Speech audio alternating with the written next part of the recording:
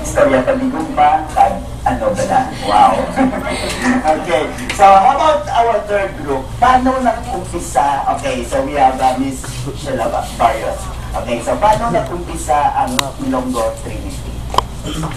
Well, ang first din na nag-release ang album is ang pakaisa ko din yung sarili kanya. Ang nakanta sa seryoso.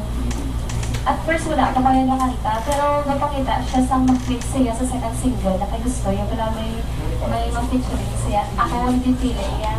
So that's the only time na-discover mo na oo. Tapos, may sabi ko sana. daw namin, mag-compose.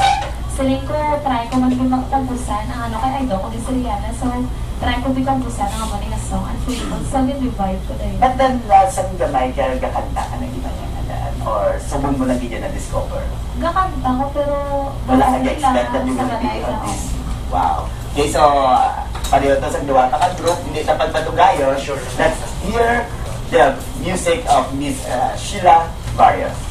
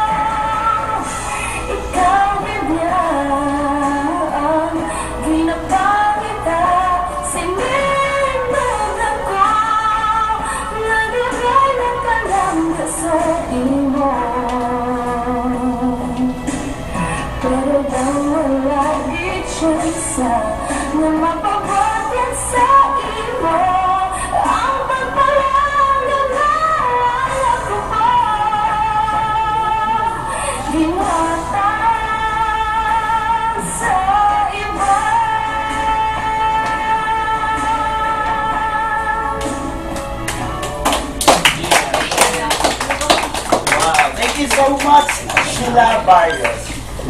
You know what, guys? We gathered these three groups for one purpose, and we have to know this. Kung ano ang nag-push sila to be in one group. So, as what they told me last Monday, they'll be having a concert with their theme, dengue prevention and awareness through music. So, who can explain this further? So, can we have a Yes, we cannot barely understand kung na kami sa concept na dengue awareness and prevention through music. Because at first, we nag-unite kami sa All Out Games, Ilonggo Trinity, and SYK unit. Because sa aton sa Iloilo, so as what I have said last Monday, ang mga artists sa Iloilo, wala mayosing organization, wala may natutukan. So, gamay na lang din sa amon sa Iloilo, Subong, ang na mga stated mag-obras ng music, like sa mga kilala, mix ng mga compose ng music. So, hindi tama, mga ilang mo artist din sa Iloilo. So, really, mag-unite kami for the purpose na mag-combine ang amon mga knowledge, kagamon mga connection. So, we came up na mag-unite kami Ilonggo Trinity, All Out Kings, SYK unit. So, para maging ay purpose ang among pag-unite. So, we came up na mag-upla kami concert as for the first stage para makilala kami ng grupo nga masalap kami sa Pumuluyo nga we have an Ilonggo artist that is sa Iloilo. Yeah, and I know ang